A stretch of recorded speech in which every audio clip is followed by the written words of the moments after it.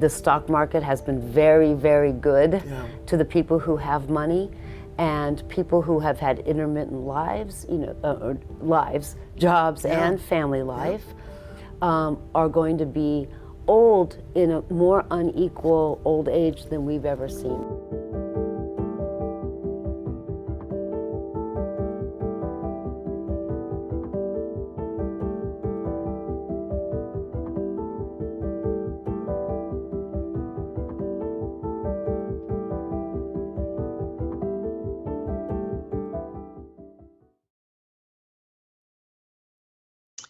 Good afternoon and welcome to Washington Post Live. I'm Michelle Singletary, personal finance columnist here at the Washington Post, and I'm a fangirl of this next person. But my first guest today is Teresa Ghilarducci. She's a professor of economic policy analysis at the New School in New York. Teresa, thank you so much for joining us today, and I hope I don't go overboard because I love your work. You started before I could start. I'm a fan of yours and have been for decades. And in fact, you're an inspiration. For me, I'll just say it, for me applying my research work to actual people's lives. So thank you for being an inspiration. Yeah, and I really appreciate you speaking out on this topic so much. So let's just dive right in. So let's talk about the economy. Oh my gosh. It's been so volatile the last few months, really the last year, and it's impacted a way that we spend and save our money. So talk to us about what Americans should think, especially women. Should we be mindful of our spending habits? How is the economy impacting our finances? Right. So as soon as the pandemic hit, I worked twice as hard. Probably you did too, because it changed women's roles in their family and their workplace. They were the ones that were taking their laptops into the closet, and because the other family was in the other part of the room needing care and going back and forth. They also took time. Women took to take care of not only just school-age children, but also, and I think was underground, to take care of older adults. When their mother couldn't leave the house, it was the adult daughter, who went and brought her groceries. So there was a lot of elder care and child care demands that impacted their labor force participation. So I'm really watching how much that 1 year or 2 year absence from the labor force will affect eventual wealth accumulation. So that's just not working and not saving because you're not working. The other thing that happened was a big cost of living increase, and that meant that women's savings were called upon to help fill those gaps in a family budget. We've always known that a woman's individual retirement account or her 401k was kind of a family business. It was seen as the pot which the family could dive into. The fathers or male IRAs and 401ks aren't invaded as much as women's 401k. So I'm also watching to see how those withdrawals and the lack of savings is going to impact women's wealth accumulation. So you talked a lot about the differences, specifically, how has the economy, the aftermath of the pandemic, differed between men and women? So you talked a little bit about the retirement account. Are there other ways that we saw women being impacted differently than men, and how they responded differently than men might have? Yeah, the biggest one was labor force participation. The mothers would drop out sooner than fathers, but women have bounced back. When healthcare and education went back online, the women went back to work. So I'm very happy to say that labor force participation gaps are now closing, and women have recovered in terms of their economic engagement. And you've talked about this in your own life, Michelle. That's the key to lifelong security and maybe self-empowerment, is stay connected to the labor force. Jobs have a lot of problems. The subordination you have at work have a lot of problems, but not having a job is a problem. So I am very happy to see that women's attachment to the labor force has come back. But I do think it will have women went into debt more, and women's wealth went down because of inflation and because of absences from the labor force. They invaded their already smaller retirement funds. Yeah. I think we're going to see some health differences over time because of the cortisol levels that women face more than men, and that's a broad brush. Things weren't easy for men. There's no way they had a picnic, while women didn't.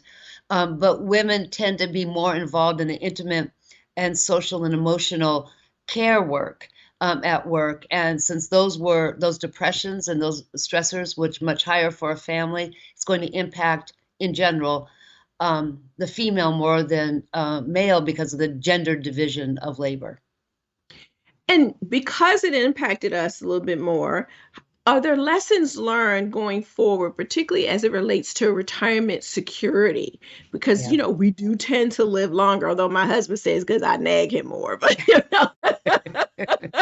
but I mean, y'all joking aside, I mean, you almost have to have a sense of humor about this because we don't want to come at this in such a depressed way of looking at it. But there really is a difference between what women have in terms of retirement security than men, right? Yeah, and also, what we're doing here is analyzing the obvious.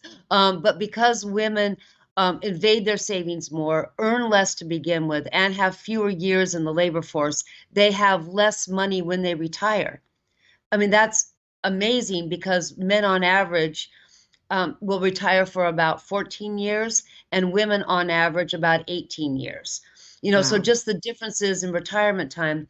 Also, women are more likely to have morbidity or needing assistance with daily living activities. So they're going to need more home health care and more help in general. So women's expenses in retirement are going to go up for every year, and the years are higher. So there are public policies that we can put into place.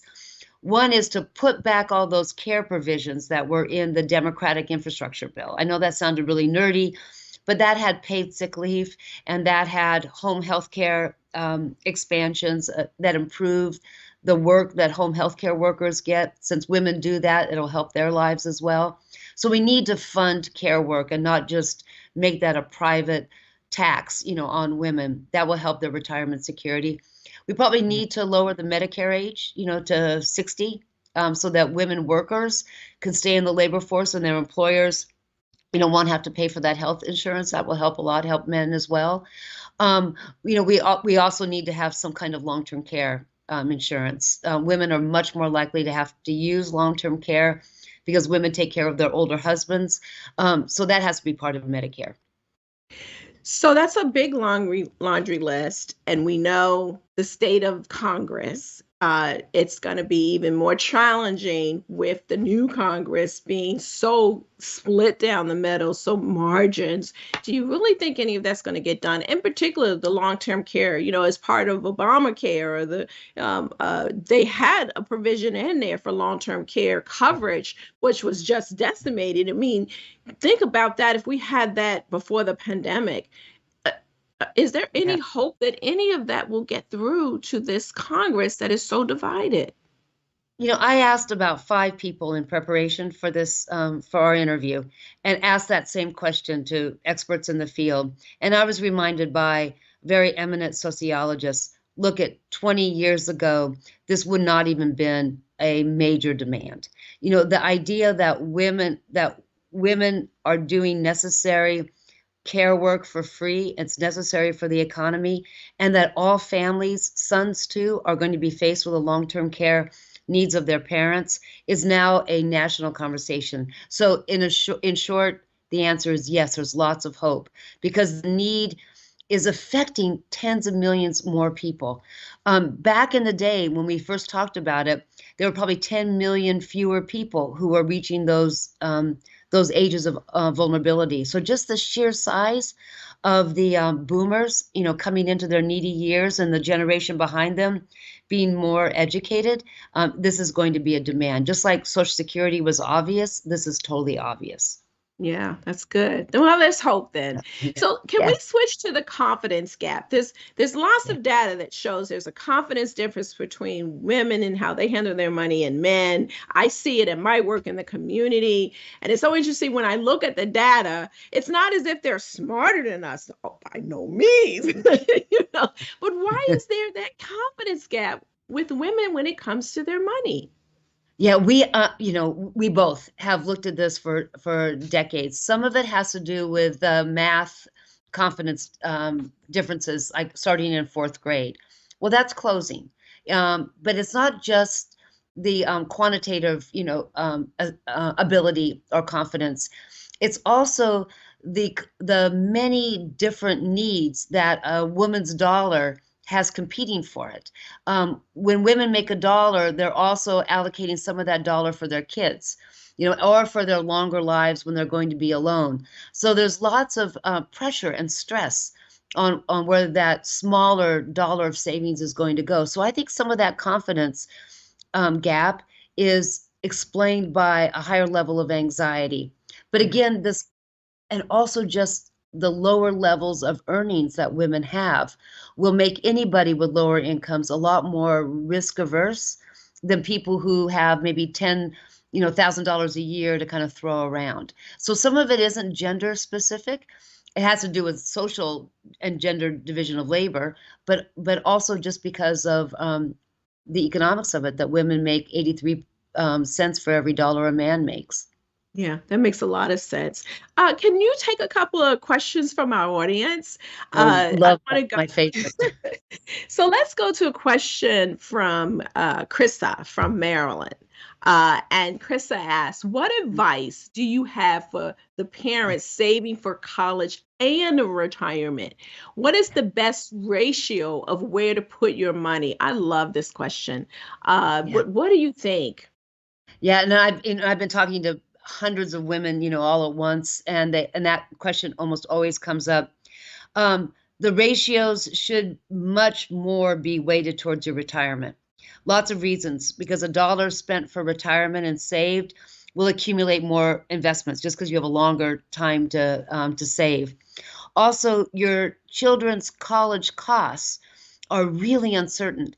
If you have a big college savings fund, you may make yourself ineligible for a lot of financial aid.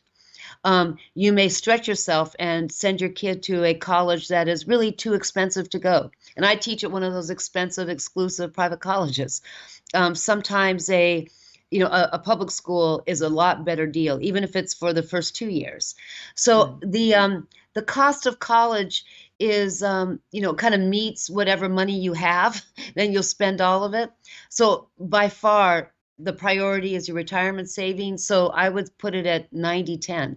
90% for your retirement, 10% for college.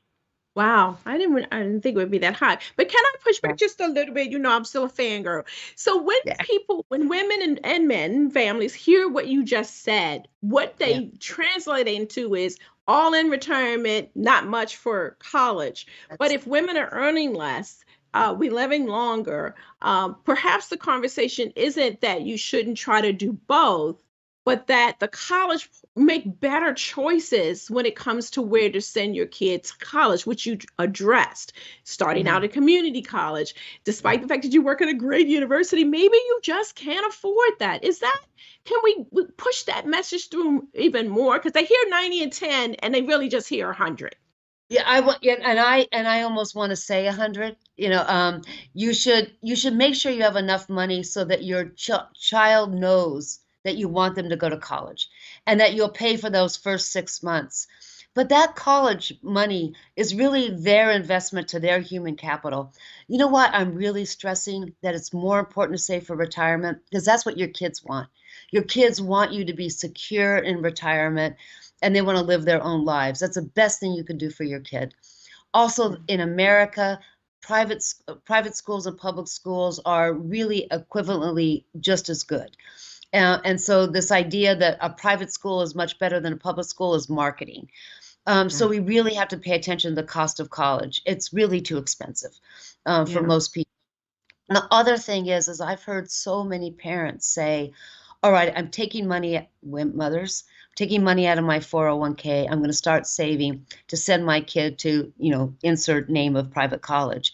Maybe he'll take care of me when he gets old, tee-hee. Well, that's an intergenerational kind of legacy burden that doesn't have to be there. So somewhere along the line, expensive college became kind of a middle-class aspirational good. And I think that we need to change our mindset about how most Americans can get a really good college education for half the cost. That's such a great point. I've got three 20-some-year-olds, and I keep asking, are you going to take care of me in my old age? And I'm telling you, there's a lot of pausing. Yes, exactly. And do you mean it? Do you mean it, or what are you saying when you're saying that? You mean it. So yeah, go ahead. Well, go ahead. No, I want to hear. Sorry, I asked you the question. What I mean is, are they going to make sure they oversee my physical care and the money? Because my husband, we're putting away a lot of money because I'm not trusting them 20-something-years to put out of their pocket. So that's actually what I mean when I say it. But I think a lot of other adults actually do mean, are you going to help pay for me? And to your point, I don't think we can count on that. Yeah, I don't think so. I think there's a lot of problems that happen when you do that. Launching your kids to be independent adults is the best thing you can do. And you being independent is really necessary. I hear a lot of my college students really freaked out about the way their parents manage their money. Their parents are kind of aging boomers. And they say, I don't want to save like my parents. My parents never thought ahead. And they're the ones that probably mortgaged their house to pay for their kids' college, but their kids wanted them to be independent. Yeah. And also to your point at the very beginning, and we're going into Christmas season, and this is when I become a humbug and talk about, what are the real needs and watch your Christmas budget. But we really all, as Americans in a capitalist society, to say it out loud, we have to be really mindful of buying things to make us happy for the short run. And when I'm saying short run, the neuroscientists say that the serotonin and dopamine hit you get from buying something lasts for about 24 hours. That most people, it takes 24 to 48 hours. And often what that buying does is just create another need for another dopamine surge to go buy that next thing. So it will often breed more dissatisfaction than satisfaction. So being mindful about the pumpkin pie and the buying is really important for the next 6 weeks or 5 weeks. Wow. Oh my gosh. Our time is almost up, but I do want to try to get this last question in really, really quick. So Tiffany wanted to know, what criteria should I use to select a financial advisor? And I know that's a big question in 30 seconds, but if you could do it. It's so easy. I wrote a Bloomberg opinion blog about this article, and I think it's the most popular one I've ever written. How to Pick a Financial Advisor is the name of it. And it's one that is not conflicted, one that it only charges you a fee. Run away from advisors that say, oh, there's no fee involved. They get paid. Believe me, they get paid with kickbacks from the products that they sell. So you'll want to spend about $800 to $1,000 to have someone come in like you would, a doctor, to look at your whole case, to give you some advice, and then have that relationship terminate. You need the tools to run your own money. You may need someone to set you up, but get a non-conflicted advisor. Wonderful. Oh, you did it. You did it. Look, we are out of time. I could just spend hours talking to you about this. So Teresa, thank you so much for joining us today. And I'm actually going to do a column about that whole, high that you get from that buy. So don't go away, folks. We will be right back. My next guest is Nicole Mason. So please stay with us because this is a great conversation.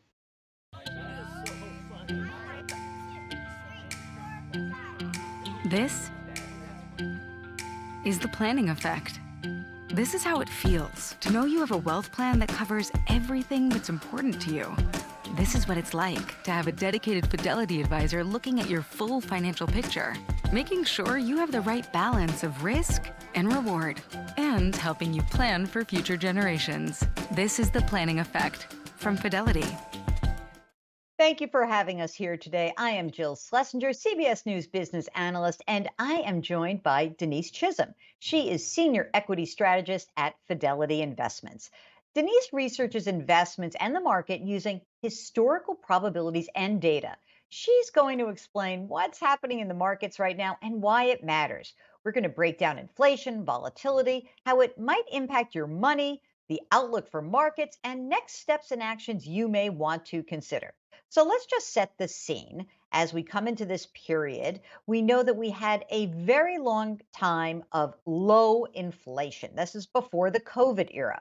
But over the past year or so, we've seen the highest price increases in decades. At the same time, markets have been volatile. There's so much uncertainty and economic pressures. And of course, this impacts the way we see opportunities and challenges. So let's get right into it, Denise.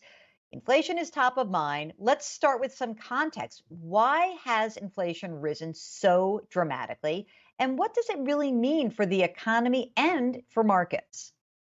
Sure, what you're seeing this year is obviously investing involves risk as well as return. We saw the return coming out of the pandemic, but the risk this year, and sometimes that risk involves capital loss. And part of the driver behind that this year has been those high levels of inflation that you touched on. Coming out of the pandemic, we really saw unprecedented fiscal stimulus globally, coupled with supply chain disruptions that really have led to those elevated prices that we haven't seen in the better part of 40 years. You see it at the pump, you see it at the grocery store, you've seen it in house prices. What's important for investors to understand is that not all levels of inflation are actually a bad thing. And in fact, too little inflation can be actually problematic for equity market investors as well. But regarding the high levels of inflation, that is why the Federal Reserve is raising interest rates at a very rapid clip to get inflation under control, to grow the economy at a more normalized level historically. And what you're seeing is what has been, evident in history, which is when policy is normalized by the Federal Reserve, you have an equity market correction.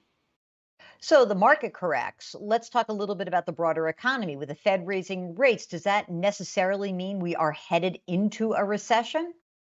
It doesn't necessarily, but what we have seen before this quarter is two sequential declines in real GDP growth, which has oftentimes been correlated with recessions in the past. Now, it's not a technical recession, given that the National Bureau of Economic Research hasn't called it a recession, partly because unemployment rate has stayed low and job growth has been strong. But regardless of how you look at it mathematically, real GDP growth has been quite poor. But what's important to understand as it relates to recessions is it's really not an on-off switch, yes or no, and not an if-then statement of if recession, then this happens to the market. There's a lot of variability around both the recession and the stock market correction, where you can often see mild recessions, so not every recession is the great financial crisis, and you can often see more mild corrections in the stock market. Not every correction in the stock market is a peak to trough contraction of 50%. So that's thank goodness, because we don't want 50%. But when it comes to markets, what are you keeping an eye on right now? So what I look at and what I focus on is the fact that stocks are a discounting mechanism. And that kind of essentially means that they can price in bad news faster than it occurs. So oftentimes at turning points, you can end up in this situation where stocks actually advance, even though the news either didn't get any better or might have even gotten a little bit worse. And we can use some mathematical indicators to gauge how much of the bad news the equity market is discounted. One of those measures is valuation spreads, and it's just a mathematical difference between lowly valued stocks on PE and highly valued stocks. And it's a measure of fear, because what you see is during times of crisis, investors sell anything they think is risky, they buy anything that they think is safe. And even though past performance is not a prediction for future results, that oftentimes over a one-year time horizon provides you opportunities in the equity market, despite the fact that the news gets no better.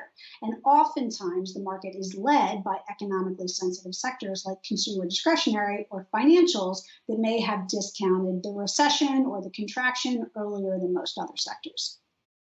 I think back in the recent past, and when the stock market has gotten beaten up, you could look to your bond positions and be like, oh, thank goodness, that's doing okay. But not this year. Bond investors have had a really rough time. So how do you see the outlook for bonds? right? Partly that's been a function of inflation, which is why the Federal Reserve is raising interest rates so rapidly, and that interest rate rise is negatively correlated to the prices of Treasury securities, the bond portion of your portfolio. But that's really where we've been, and the question is, where are we going? And the data has changed quite dramatically in the fixed income markets the way I look at it. So what we're seeing is the Federal Reserve's preferred measure of inflation, which is the core PCE deflator. The annualized run rate over the last 3 months is running around 4%. And that's about in line with the 2-year Treasury yield. When you get close to parity, that oftentimes provides opportunity in the fixed income market as well. And especially so when the 2-year Treasury yield is in advance of some underlying levels of measures of longer term break-even inflations. So I think that the risk reward has shifted dramatically from where we were a year ago in the fixed income portion of the market. And I think that there is opportunity there as well. You know, I love hearing your optimism. I presume that Fidelity professionals talk to a lot of different kinds of people. So what are their clients most concerned about right now? I think most investors are concerned about the high levels of inflation and the market volatility really eating into their potential financial plan and financial goals for themselves. And here I think it's really important to work with a financial professional, and we have people at Fidelity that help you think through your individual goals, your individual risk tolerance, and come up with a plan that can work for you. And you have someone to call if at any time life happens and you need to change your plan. So if you have a plan, I think it's time to dust it off and talk to a financial professional about it. And if you don't have a plan, it might be time to call someone and think through the trade-off between the risks that we've seen to date and the potential returns that you'll see over the course of your financial plan's portfolio. Unfortunately, it's time to wrap this conversation up. Thank you, Denise, for all the great insights. And now I'll hand it back over to the Washington Post. We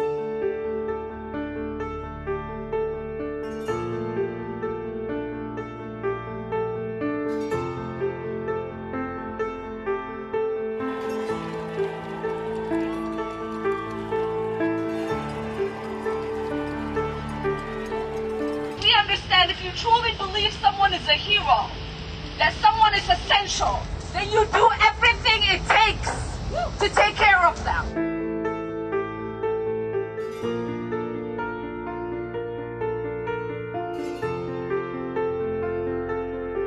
Many women are, while they're trying to re-enter the workforce or in many instances find a new career, they're also juggling caretaking demands.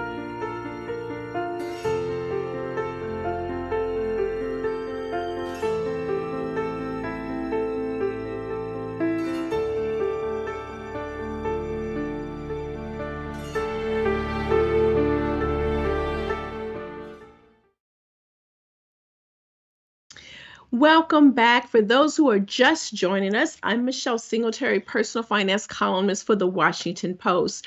And my second guest today is Dr. C. Nicole Mason, President and CEO of the Institute for Women's Policy Research. Welcome to Washington Post Live, Nicole. Thank you so much for having me. Very excited to be here. Oh, wonderful. I just love talking to women about money. We may not be on all the money, but we definitely can handle the money. So listen, so you coined the term C-session. What is a she-session for those who have never heard that term before? So for those of you who may not know what a she-session is, but it's an economic downturn that disproportionately impacts women. And during the pandemic, what we noticed is that women bore majority of the job losses in the early months of the pandemic, more than 55%, and also economic losses. So that is a she-session. Yeah, great. All right. So what is the long-term consequences of an economy or women being forced out of the workforce?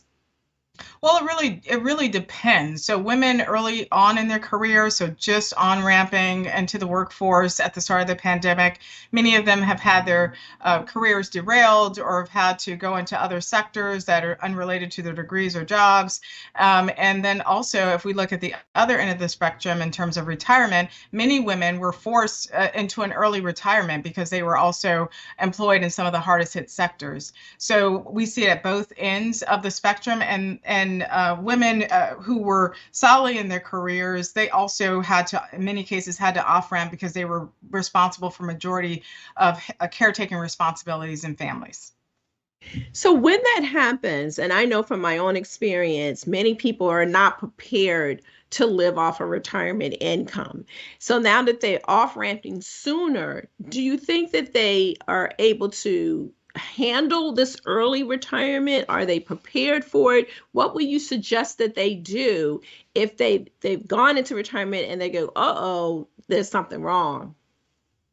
So many women who retired early, many of them were married, and so they were able to retire earlier than they had anticipated. But we have to understand when anybody retires earlier than they had anticipated, it does have an impact on their bottom line, especially for women of color and women in general, because of the pay gap.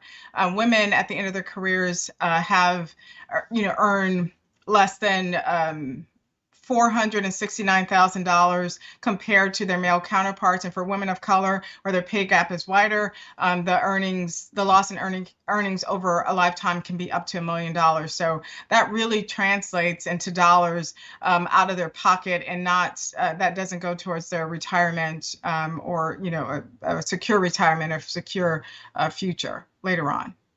Right. So what advice do you have for women who find themselves in that situation? That's a huge $1 million. I mean, that's that's a lot of money. What can they do? So the truth of the matter is that once you get to retirement, there's really not much you can do. You are sort of dealing with what you have in your pockets. And so women are strategizing and figuring out how to stretch the money that they do have in retirement. Many women are taking on second careers or going back to work.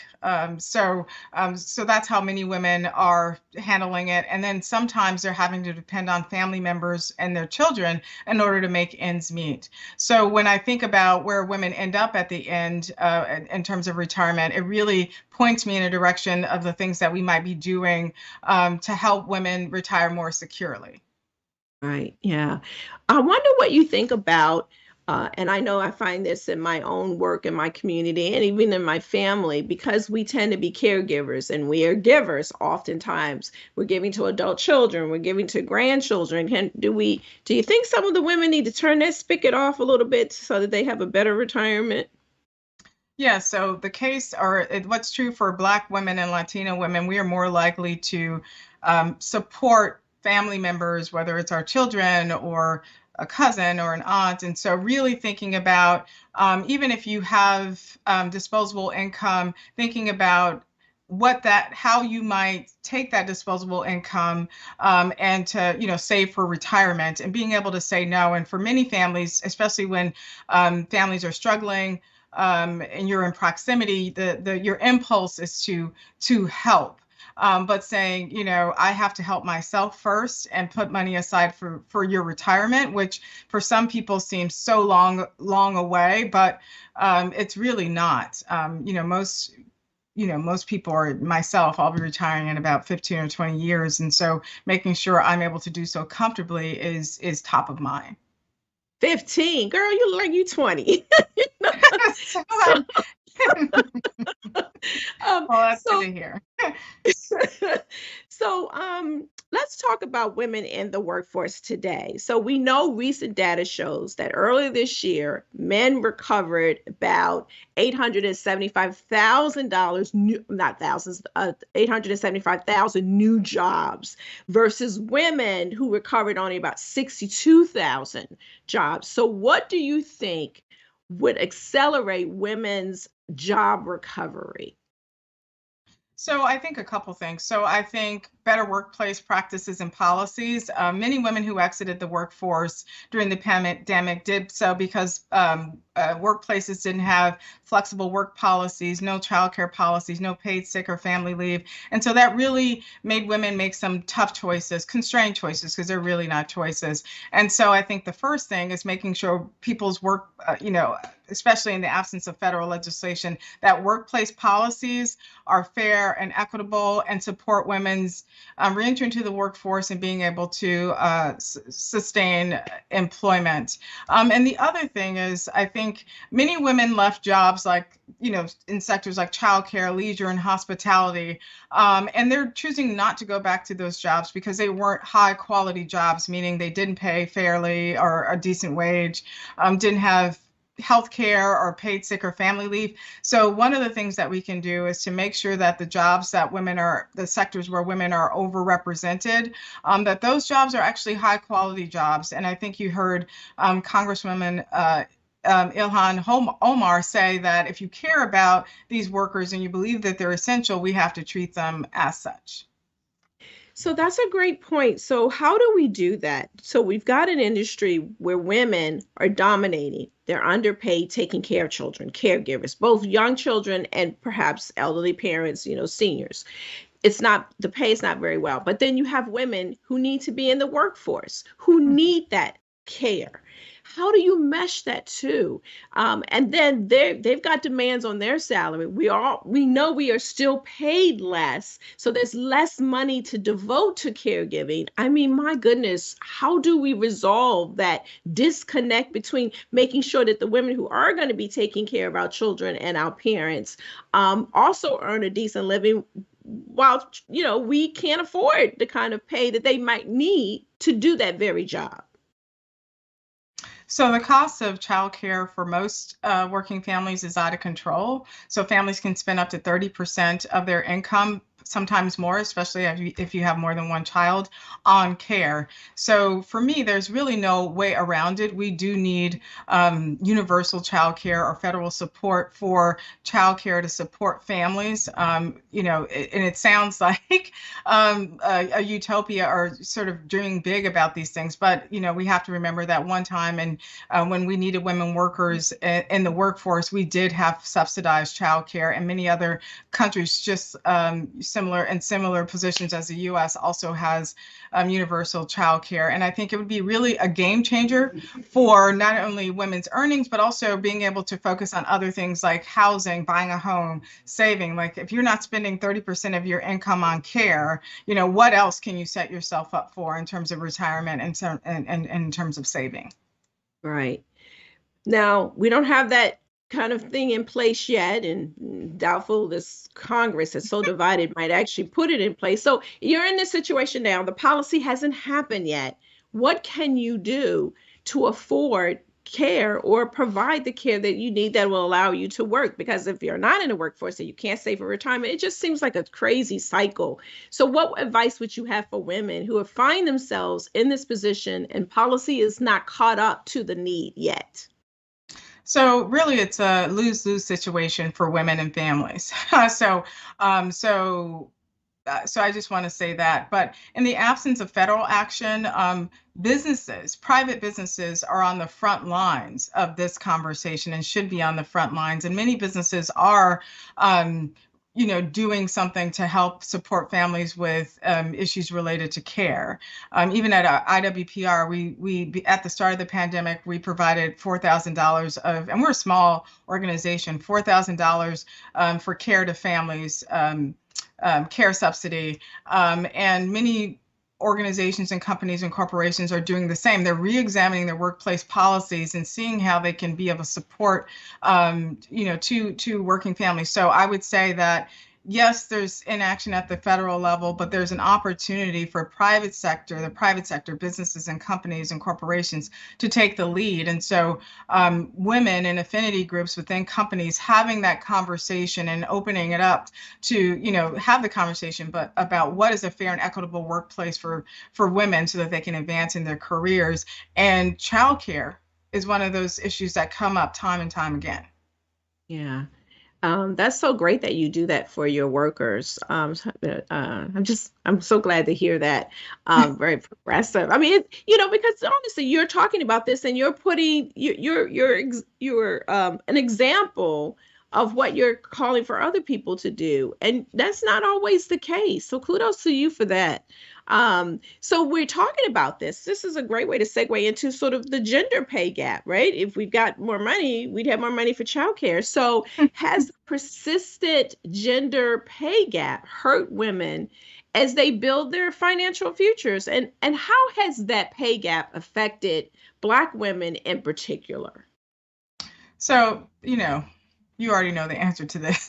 I do. I gotta ask you anyway. You know the answer. We all know the answer to this. So, if we keep at the same pace, it will take, 60 years for us to close the pay gap. That's at 89 cents on the dollar. But for Black women, it'll take 100 years. For Latino women, it would take 200 years to close the pay gap. And it's only closed about 20 cents in the last 50 years. And so what I like to say when I talk about the pay gap for women, especially, is that because it seems so existential and something very abstract. I said, no, that's money you don't have, for a down payment on your house. Your goals get delayed. That's much less money you have to pay for your children's education, to save for retirement. So it really does hurt your bottom line. Even if all you want to do is go to brunch, you can't do that with less money. But for many women, it's really consequential in terms of, their financial goals and their financial futures. And so, when I think about our work and what we're trying to do here at IWPR, it's really get at the crux of that gender pay gap and really try to work to uncover it and close it, accelerate the closing, because we really don't have 200 years to wait to reach pay parity. Right. As good as we look, we definitely don't have no 200 years. So, I wonder if that leads us to the discussion about pay transparency, right? If that is that a problem and that keeps the pay lower. It's so interesting. I heard a conversation about a woman who was being recruited by another company. And the current manager was like, well, I'm not going to pay, I'm not going to pay her that much more, without recognizing that she probably was underpaid when she got that position. And that is often the case. And a lot of that is because there's not a lot of pay transparency. And then, of course, we could have the conversation, this is at the end of this question, about how do you ask for what you are worth and how difficult that can be for women. So that's a two-part question. Pay transparency, what do you think about that and how we can resolve that? And also, what can women do to advocate for themselves for better pay? So I think we just need to democratize pay and make it transparent, fair, and equitable, so that everybody knows what. If you're in a company, you have a compensation scheme where there's not a lot of discretion between managers. So this manager is paying this much to a man, and another manager for the same role is deciding to pay another person with the same qualifications a different salary. And pay transparency is one of the ways that we can do that. And by pay transparency, that's really bold. So it's about salary bands. So knowing for a position how much a person can be paid. I don't think that's enough. I think you also it needs to be experience and education based, because that band can be like a $40,000 band, and it's up to the person or the woman or to negotiate that salary. And we all know that when women negotiate salaries, they often lose out. They can actually end up getting less. One of the other things I think is really important is that employers do away with, which many companies have, asking about salary history, because as you just said and pointed out, that if I started out my career earning a particular amount because I wasn't able to negotiate or I didn't know to negotiate, that figure that's the basis of my salary, even as I climb my career ladder. So I would say also banning corporations or companies from, asking about salary history is also really critically important.